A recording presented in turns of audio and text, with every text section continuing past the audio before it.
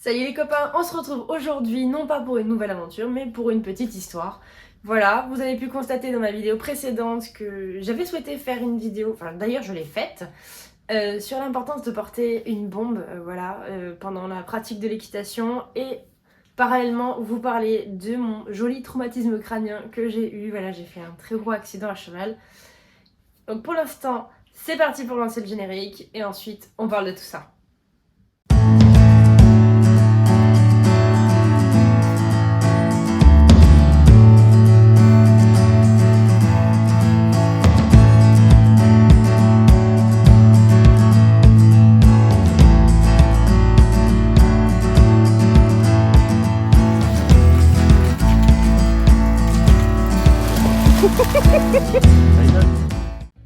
Donc nous voici dans cette petite ambiance poney, voilà, on est au niveau de ma chambre et de mon bureau. Je fais une vidéo assez rapide parce que j'aille promener mesdemoiselles les chiennes qui sont ici. Si vous entendez tousser, c'est Jalia, vous le savez bien.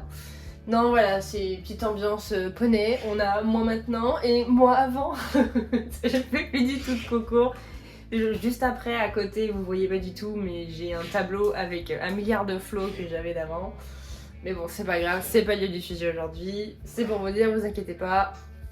Alors, je vous avoue aussi que j'ai mes petites notes sur... J'ai un deuxième écran. J'ai mes petites notes sur cet écran-là, donc si vous voyez me le regarder, ne vous en faites pas. C'est pour éviter de perdre le fil tellement je suis bavarde.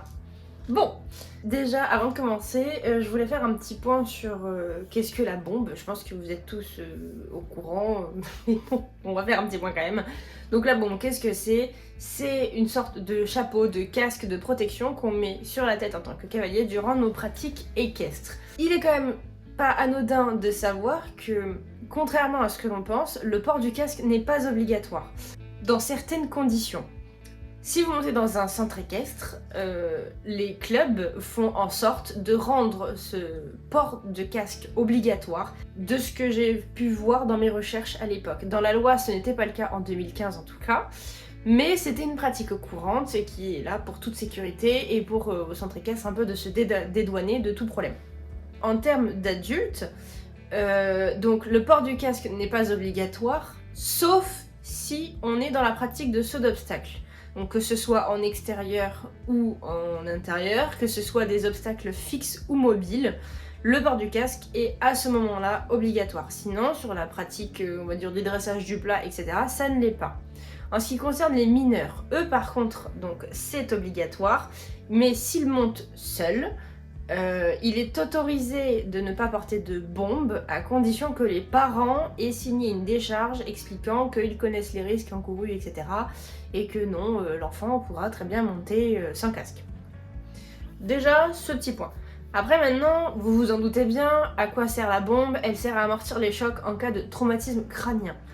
Il y a 3 types de traumatisme crânien. Il va y avoir les légers, ça veut dire qu'il n'y a pas eu de perte de connaissance initiale au moment de la chute, ni de fracture de la boîte crânienne. Ensuite, il y a les traumatismes crâniens dits moyens. Donc cela, il y a eu une perte de connaissance initiale à l'impact, on va dire ça comme ça, avec ou sans fracture de la boîte crânienne. Et ensuite, il y a les traumatismes crâniens dits graves, où là, on est directement dans le coma, et ou, on va dire, avec une fracture de la boîte crânienne. Voilà, donc ça vous met dans l'ambiance. On commence super bien cette vidéo.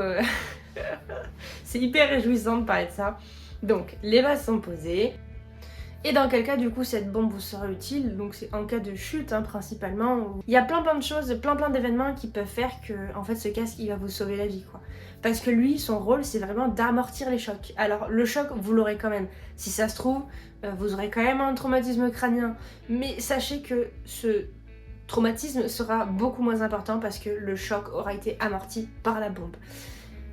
Et je tiens à rappeler une petite règle, peut-être que vous le saviez déjà, il faut savoir que lorsque vous chutez avec une bombe, et que bien évidemment si vous tombez sur les fesses etc, on s'en fiche, mais lorsque vous tombez et que la bombe a pris un impact, même si visuellement elle n'a pas l'air abîmée, cassée ou quoi que ce soit, changez votre bombe.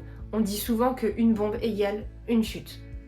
C'est très important parce que en fait la bombe, vous ne verrez pas peut-être visuellement, mais elle a déjà amorti un choc, et donc ça veut dire que si jamais vous retombez à peu près dans cette zone-là, sur ce casque-là, le choc sera beaucoup moins absorbé, donc c'est vous qui allez prendre physiquement le dommage.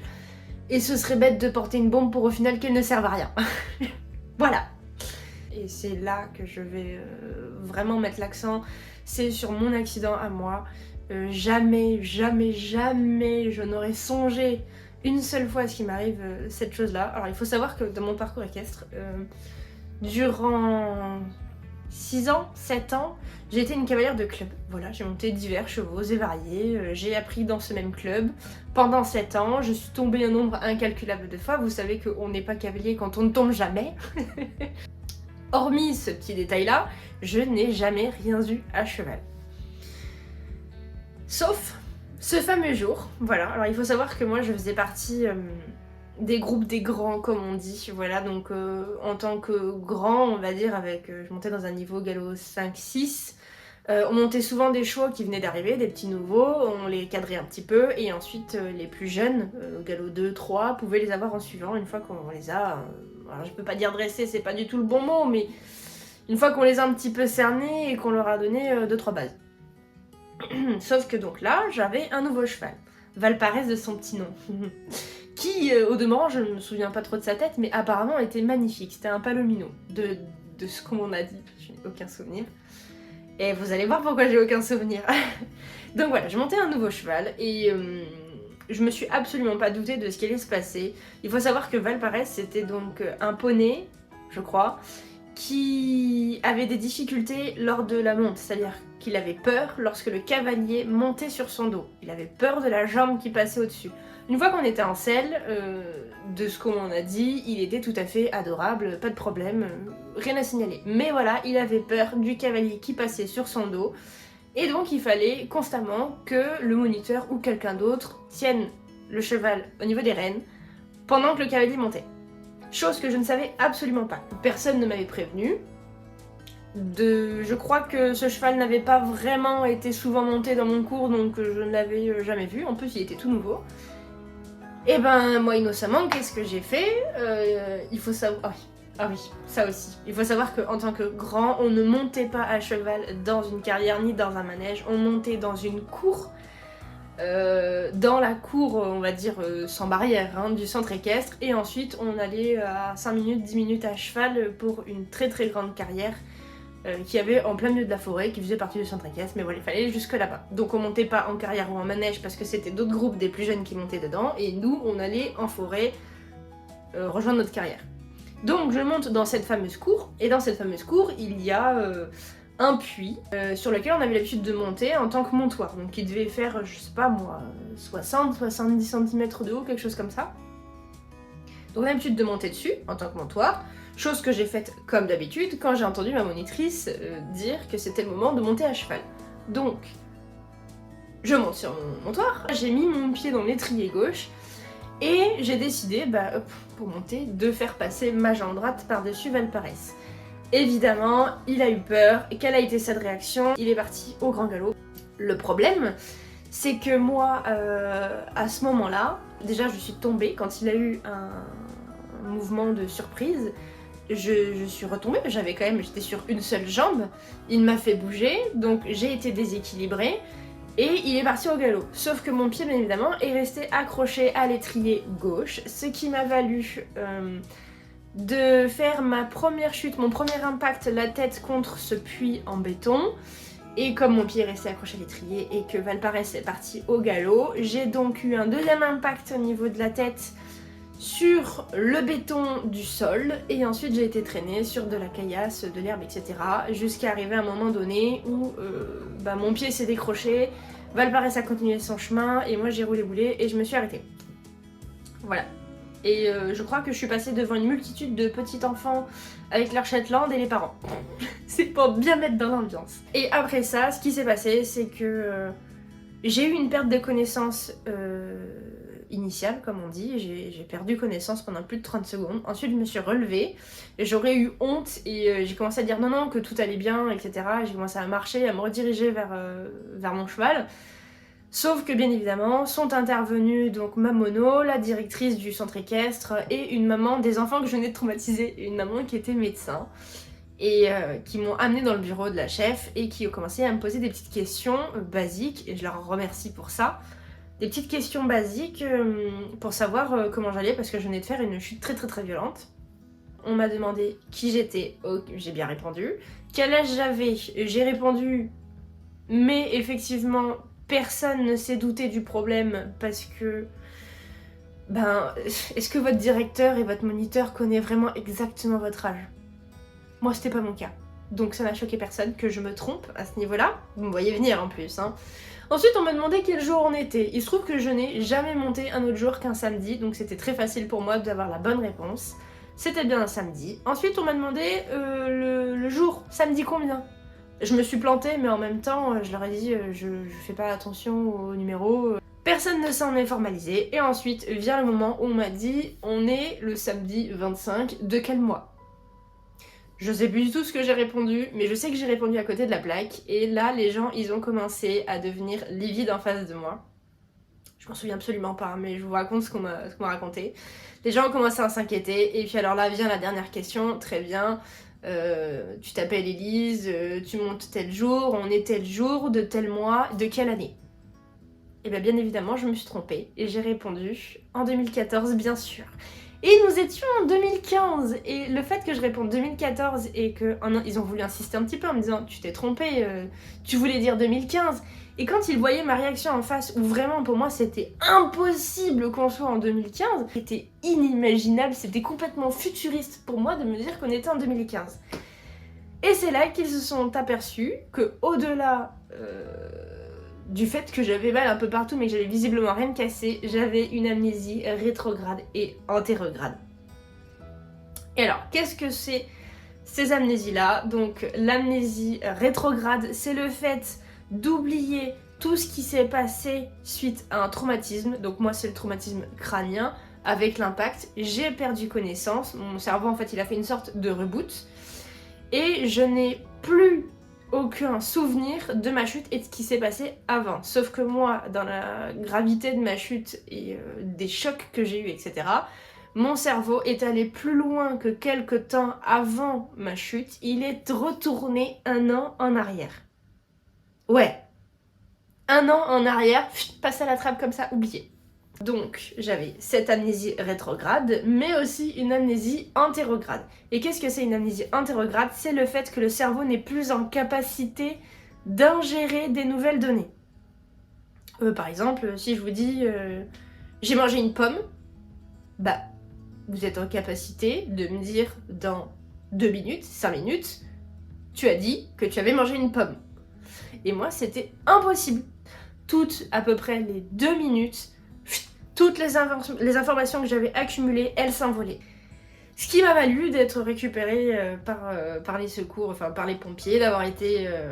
donc si vous connaissez Bordeaux, j'ai été au CHU de Pellegrin, voilà, et j'ai fait toute une batterie d'examens. Et ils m'ont laissé partir à partir du moment où mon cerveau commençait à réintégrer de nouvelles données, c'est-à-dire que le médecin venait me voir en fait toutes les, je sais plus combien, mais toutes les 5 minutes on va dire, toutes les 10 minutes, il venait me voir et il me disait bonjour Élise, comment vas-tu, ça va, comment tu te sens, patati patata. Il sortait et moi je répondais parce qu'il n'y avait pas de problème avec ça. Il sortait et quand il revenait, il me disait bonjour Élise, tu te souviens je suis venue te voir tout à l'heure? Et des fois je dis non, personne n'est venu me voir parce que mon cerveau n'était pas en capacité d'ingérer ces nouvelles données. Et jusqu'au moment donné où j'ai commencé à dire bah oui vous êtes passé, est-ce que tu te souviens des questions que je t'ai posées et que j'étais en capacité de répondre? Petit à petit, ils ont vu que mon cerveau commençait à réingérer des informations et ils m'ont laissé rentrer chez moi sous haute surveillance, on va dire ça comme ça. Et il se trouve qu'au niveau de ce traumatisme crânien, à chaque fois que je dormais, je vous fais un abrégé parce que ça va être très très long, à chaque fois que je dormais, je récupérais un petit peu au niveau de la date. Mais en fait, on s'est découvert a posteriori, des mois plus tard, des années plus tard, que j'ai gardé des séquelles, notamment sur ma mémoire des années encore antérieures à cette année passée, cette année oubliée. Voilà. Il y a des choses que j'avais complètement oubliées de ma vie Et c'est comme ça, et je m'en souviens pas. D'autres, ce sont mes frangines qui ont vécu ces choses-là, et mon cerveau, avec le choc, il a tout mélangé, et j'étais persuadée que c'était moi qui avais vécu ces choses-là, ce qui n'est pas le cas. Et encore aujourd'hui, j'ai des problèmes de mémoire, j'ai des problèmes d'ingérer les choses, je me souviens pas de tout. J'ai appris à vivre avec, on va dire ça comme ça, j'ai ni plus ni moins appris à vivre avec. J'ai quand même fait mes études d'infirmière, aujourd'hui je suis quand même infirmière, mais je dois en permanence me réactualiser pour pouvoir ne pas oublier des choses, tout simplement. Et tout ça, en fait, si je n'avais pas porté ma bombe, mais les médecins ont été catégoriques, je serais morte. Vu ce qui m'est arrivé, vu le traumatisme et vu la perte de mémoire que j'ai eue, donc retourner 1 an en arrière, et en plus de ça, d'avoir encore aujourd'hui des problèmes de mémoire, mais les gars, si j'avais pas eu mon casque, je serais morte en fait, je n'existerais plus. Donc je remercie, je sais pas qui, mais d'avoir eu un casque à ce moment-là. Et c'est même aller plus loin que ça, c'est-à-dire que pendant des années, j'ai porté un casque qui n'était pas adapté à ma morphologie de tête. Enfin, ma tête avait changé, et au lieu d'en racheter une, parce que ça m'embêtait, c'était encore des sous, et puis mes parents ils avaient pas forcément envie, ils me disaient t'as une bombe, eux ils comprenaient pas. Personne ne les a informés, ils me disaient mais t'as déjà une bombe, pourquoi tu veux en racheter une autre, c'est juste pour faire joli. Et puis voilà, donc j'avais trouvé des stratagèmes pour qu'elle m'aille quand même, et 1 semaine avant mon accident, j'ai décidé de moi-même de m'acheter une nouvelle bombe. Ce qui est très con, parce que... Enfin non, ce qui est absolument génial, parce que ça m'a sauvé la vie, mais je l'ai portée qu'1 semaine. Elle était magnifique, hein. Ah ça elle était belle, hein. Mais au vu de ma chute, je vous laisse deviner dans quel état elle était après, c'était plus possible. Malgré tout ça, malgré que j'ai eu un casque, j'ai continué à avoir un traumatisme, cette fois-ci psychologique. Je ne me souviens absolument pas des événements, et pourtant mon corps a gardé en mémoire tout ce traumatisme, j'ai pas d'autres mots à annoncer, ce qui m'a valu une peur des chevaux.